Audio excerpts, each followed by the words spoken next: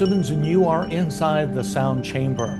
The International Sound Therapy Association is having its 20th anniversary, October the 2nd through the 4th in Atlanta, Georgia. There's going to be an extra day on the 5th for a little deeper studies.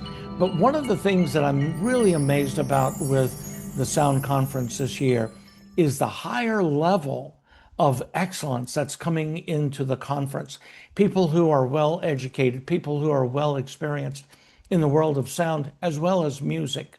And that is the case with Kayce Laine, who's our guest today. Kayce, thank you Hello. so much for being here. Thanks so much for having me. It's great to be chatting. Absolutely. Now, we're really excited for you to be at the conference. One of the things that I'm witnessing as an evolution into the world of sound therapy is the concept of music moving into sound. Yeah, You have a degree in music from University of Virginia, right? I do. Yep. Now, what brought you to music in general? And then how did you find sound therapy and make a shift with that? Well, music was in my blood as soon as I came into the world. My dad is a professional musician, still full-time musician in Virginia Beach area. And so when I was really young, I started singing with him, and then I separately was playing piano and did classical music for a bit. And when I became a teenager, I started like listening to people like Ben Folds and Tori Amos and really starting to perform and play and sing myself. And so, yeah, I started performing pretty young, doing bar gigs all around Virginia. I played music all throughout college. I also was in an a cappella group at UVA, which was very fun. And then as soon as I was done with college, I was like, okay, well, I'm just going to do what my dad is doing and play music full time in the Virginia Beach area. And then I got an opportunity to audition to play synths and sing in an indie electro pop band in Brooklyn. So I auditioned and got the gig and moved to New York it was on, oh my gosh, it was New Year's Eve 2010, 2011. And so I moved to New York and pursued music full time there. I was in a number of different bands, was had my own solo project, and then things led me to Nashville in 2015. I love how that Another happened. project that I worked on with a band with my sister in LA flew me to Nashville to mix the record. And while I was sitting in the studio with the cutie patootie guy who mixed the record, he and I connected. And then he wanted me to come back to Nashville and make a record with him. I did. We fell in love. We're married now, 11 years later. and Oh, that's awesome. and so then, yeah, I moved to Nashville New Year's Day 2016. And I was just kind of planning on doing music again, kind of full time here, and realized, like, oh, I'm in a totally new city. I got to figure out how to make money. And my friend had an opportunity for me to work for her PR firm here in Nashville temporarily. And then it ended up being 5 years later, I was working as a publicist. Wow. And so during that time, working as a publicist, I was really struggling. Like, it was great to finally have some stability financially for sure. But it was really tough on just my purpose. It was I'd never had a job before. So it was tough to, be in this whole totally new city, left all my bands in New York and starting over in a new place, and left a part of myself there. And so I was struggling a bit just with like creative block and, just and songwriter things. It was like suddenly I couldn't just like write a song on a Tuesday morning. I had to Right. schedule it, and Tim, my husband, and I were working on this record for so long that it just like it turned into, yeah, 5 years later. So during that time, I started getting into different types of meditation, got my transcendental meditation mantra, and started exploring, yeah, crystal healing and Reiki, and then obviously was really drawn to sound healing. And in Mhm. 2020 or 20, it might have been 2019 that I did my level one certification with the Sound Healing Academy, and then level Right. two, finished that in 2021. Said goodbye to my day job and never looked back, and have been doing it now full time for over five Wow. years. And you're So, one of the teachers now with Sound Healing Academy, yep, right? Yeah, I'm one of their crystal bowl specialist teachers. So crystal bowls is like my jam. They are, Yeah. to me, the most musical instrument that we get to play as sound healers, and so they're Yeah. my favorite. Yeah, it really is very magical, crystal bowls, and just the sound. It is very musical compared to some of the other sound instruments that you may Yeah. use. What was it that sensation that you felt when you first heard that crystal bowl? Give me that Oh my experience. Do gosh. you Well, remember that? I do, and it was actually in New York. I Yeah. was really into yoga there. I didn't ever get my teacher training. I didn't Mhm. never go that route with it because I didn't want to kind of ruin it. But Right. I worked at a yoga studio there, and then I actually had a boyfriend at the time who was a yoga teacher at a studio right down the road from me in Williamsburg, Brooklyn. And he played a crystal bowl at the end of one of the classes, and it was like a big frosted bowl, and it just like filled the room. And I Yeah. remember immediately after I went up to him, I was like, "What did you just play? Like, show me this thing." So he showed me how to play it, and Yeah. I experienced it in that setting, and then I also went to a Kundalini class at some point, and there was gong work during that. Yeah. But I didn't really experience like a full sound bath experience until I got to Nashville many years later. What is the sound community like in Nashville? Is it growing also? Oh yeah. I mean, Yeah. I do teach multiple workshops a year here in Yeah. Nashville for the Sound Healing Academy. So it's grown a ton. When I first got here, I think there were about two people who were Yeah. really doing it. And then, Yeah. um, you know, one of them really didn't want me to get into it all. And so it kind of delayed my my Right. own journey with it because I was like, oh, well, someone's already doing it. We don't need any more. And now here we are, 5, 6 years later, and there's, dozens of us here now. Yeah. So You it's know, really that's grown a lot. that's one of the things that I'm seeing all over the country is how sound therapists and that's one of the important things about ISTA is that we're raising the level of excellence. People who are studied, people who are doing the work consciously, not just getting a bowl and banging a gong. Right. Someone who's bringing this conscious into the work, which brings me to the point of what you are teaching at the ISTA conference this year. And it's titled Advanced Music Theory. Hold on. Scary. I don't even, it's scary. I don't even know, CABD something or another. Right. Tell me what you're talking about and help me understand how I can get into your class. Yeah, well, we were saying at the top, I may want to tweak on some of that because the does sound intimidating, and it Yeah. implies that you need to have some music theory understanding before you come into the space. And that's not true at all. I will be going into a lot of the fundamentals around music theory. But, Okay. when I started teaching, I kind of assumed that everyone who was becoming a sound healer was a musician. It was like, to me, it was like you needed to know music before you could be performing and playing an instrument for money. Like Right. the two Right. things were very much connected for me. Yeah. And then so when I started teaching, I realized like, wow, okay, not a lot of people are musicians. Even in Correct. Nashville where it's a lot more saturated with musicians just in general, I would have maybe two or three in a group of 12 that had, maybe played piano when they were younger. Right. But it just wasn't very common that people had a broad understanding of the musicality of things. So when I would get into, because again, I'm mostly teaching crystal bowls, you got to understand the notes, right? You got to understand what you're doing because with crystal bowls, especially, if they're not in tune with each other, if you're playing a lot of dissonance, if you don't understand how the different notes work together and the way that they make people feel, because, for some people, it's very easy to just hear things. They immediately are like, oh, that bowl's out of tune, but not Right. everyone can really have that sensitivity to the music stuff.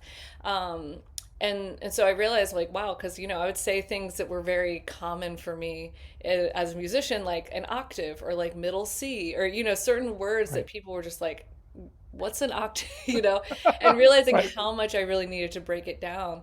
And then with the Sound Healing Academy, we have 2 days in person, and then it's a 3-month container for a level 1 certification. It's just, there's not enough time to really get into all of the aspects of music theory that I think are super important as you're working with these instruments, specifically again crystal bowls, from the intervals, the two different notes together, to three different notes together, to dynamics. And I think in Western world, we have this mentality of like louder is better and more healing, and that's just not the case. Like it's such a sensitive space. So even if you are a musician, there's a lot of unlearning you kind of have to do when you're working with sound in this way, because I went to a sound bath with someone, who I'll obviously not name, but they were a drummer.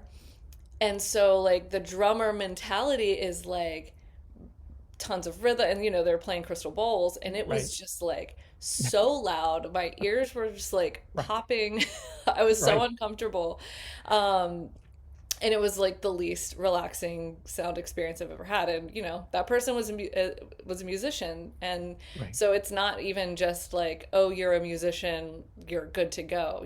There's so much more to it, so many nuances to this practice that I just think is so important, because it can make the difference of someone coming in and feeling amazing during a sound bath versus coming in and feeling sick when they leave. Yeah. This is very valuable to be able to have both experiences of music theory and understanding how notes go together and octaves of dissonances and things that really are musical in Yeah. theory, as well as the sensitivity of what is it actually doing to the human body. Hmm. And those are the two things, as you say, just because you know music doesn't mean you can play a crystal ball. Right. And just because you have a heart doesn't mean that you can play a crystal ball well. Right. Yeah, and I think it's tough. You run up against the people who are like, "Oh, I just play with my intuition and just follow what source is telling me and all that." And I think that's beautiful. But I think there's a way to kind of marry the two, right? Connecting your intuition with that educational piece, Right. so you can be really intentional as you're working with people in different settings. Yeah, I really like that, bridging both sides of the brain within the practitioner to be able to then open up into your audience. Yeah. Very valuable. How have now one of the things that I've also seen with trained musicians is that they become almost too logical Yeah. within this world. Tell me something about that and how you can sort of prevent that. Yeah, I mean, it's tough. I definitely find that for myself sometimes, where I'm like, I'm playing, I have my bowls in front of me, and I'm kind of looking at them as like piano keys. Each Right. bowl is a different key on the piano. So sometimes it's really hard for me to even like take a step back and reel it in, because I get carried away with the musicality of it. I Yeah. even partner with the Nashville Symphony, and I've started doing these symphonic sound baths where it's it's me and it's these other uh, not the full symphony, but Right. I think it was about 8 to 10 people we had at the last event I did here at the symphony, and it is a struggle. It was funny working with them as musicians, where they're used to seeing a transcript in front of them, Yeah. and the way that we kind of did it was, and to kind of backtrack, I had started doing bigger events on bigger stages, and so needing a bass to join me. So I have a synth bass track that I created with my husband, who's an audio Hmm. engineer. And so we created the synth bass track for me to play the bowls over. And so it follows this very specific sequence of notes and, harmony, dissonance, resolution, all of that. And Hmm. kind of the arc of and using different instruments like the gong, the ocean drum. And so that was kind of transcribed through to these musicians. And when we did our first rehearsal, it was so funny, because it's like, you need to do so much less than you're doing right now. Like, we're in, let's say I'm playing like my C and my G bowl at this certain, 1 minute time Hmm. amount of time. And so in there's certain notes you guys can play, but like way less than you want to. So, And so I think that is the biggest thing for me, is just like the practice of restraint. yeah. Because it can be so fun to just, want to make a huge, uh, you know, symphony of You sounds, know, and it's not always appropriate. yeah, I've did a documentary on an artist one time, some time ago, and he said one of the greatest talents of artists is know what to leave out of a Yeah. painting, not what to put in, but what to leave Hmm. out, because it leaves space, and especially when you're dealing with sound and sound healing, the body has its own resonance, and each body is very different. That needs that space to breathe into that next note. Yeah, absolutely. What do you think that your audience will be able to take away from your talk on music therapy, Yeah. music Well, theory? what music theory? Yeah. Well, I ended up creating a course on all of this after Mm. I realized that it was needed. So Yeah. I have a whole course that I've created. So I'm going to be taking kind of the top line from my Okay. course of what I think are the most important aspects of it from, understanding first just like what the musical scale is, because again with crystal bowls we've really westernized it as an instrument, and so there's certain aspects of western music theory that are very applicable to them.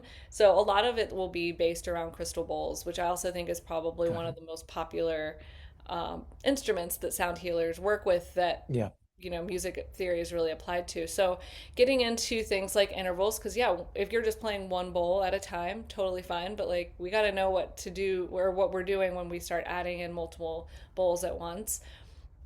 Talking a bit about dynamics, and then also I'm hoping that we'll have time to do some ear training, because that to me is one of the most magical parts of really getting into Yeah. music theory, and starting to train your ear so that when you're playing your C bowl, and then you hear that intuitive guidance being like, I want the next note to be bum, Hmm. you can be like, oh, Yeah. that's my G bowl, Yeah. so that kind of thing to tie it all together, again, Wow. blending in the intuition and the educational piece. I absolutely love that. I think of creating sound experiences as a little bit like cooking. And you've got Mm, that one thing is like, oh, I need another spice. What spice will be there? And you right, find that you hear that and you understand there are certain tones that go together and you know where they are. totally. And Yeah, I have no that's really idea if that awesome. was a C and a G that I was just singing, but I'm going to it go with might that. it might have been close. I don't know. I'll go with But that. it's the right interval. Right, right, right. Exactly. This is really exciting. And being able to bring people together to be able to learn that, there's one thing about being able to listen to a class or do something virtually is really good. But I think, when you come together in a group setting like a conference, it just raises the vibration for everybody. Absolutely. Obviously, you'll be playing your bowls and doing different things like that, right? As well Yes. as teaching. This is going to be awesome. Yeah, I Yeah. can't wait. I'm really excited because, as you're saying, if you get a course, it's like it's all pre-recorded, there's less interaction. So I'm really looking forward to having a very interactive session where people can ask questions, and where I'm, playing, really demonstrating. Like maybe I might bring some 432 bowls to mix with my 440 bowls and kind of see how people feel when I play bowls that are out of tune. So you can really like experience why it's Yeah. important to know these things. Like, okay, this is how to figure out if my bowls are in tune, and why that's Yeah. going to make or break a session if Yeah. I don't have them correctly tuned together. That's really valuable to feel that real difference. There's a lot of people that are buying their bowls, just off the internet, off of eBay and things like that. And eBay Oh, will don't I know always it? lie about, no, it's an F bowl for sure.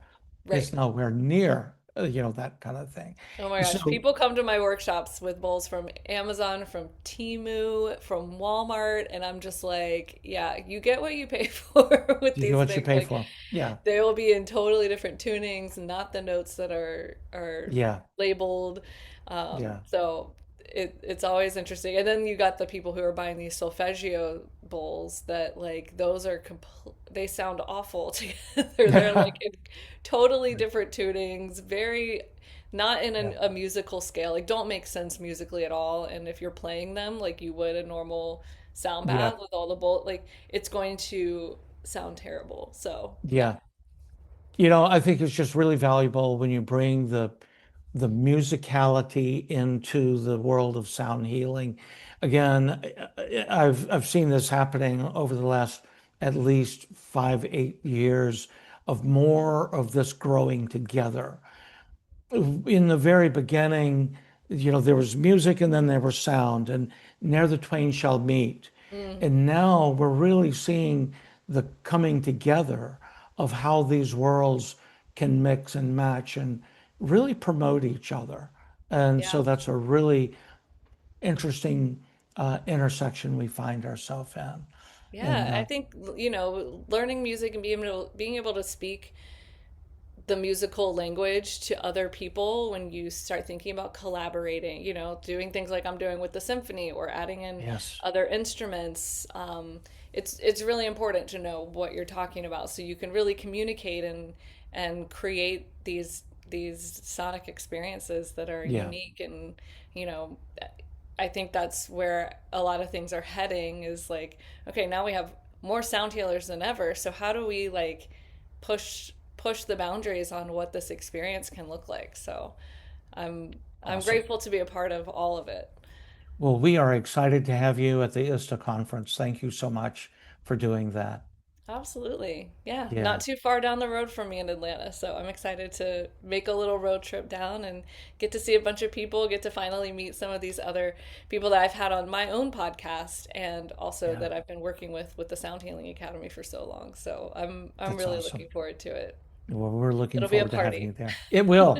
It will. It will be a party. As a matter of fact, we got some new things have come up recently that we're doing at the Omni Hotel at the end of our, end of the day. So we've got some great things that are happening. Looking forward to Yay. it. Yeah. I love it. So it's going to be the International Sound Therapy Association 20th anniversary. It's been 20 years of sound therapy for the ISTA organization. So it's the 20th anniversary. It's going to be October the 2nd through the 4th with an additional day on the 5th for deeper studies.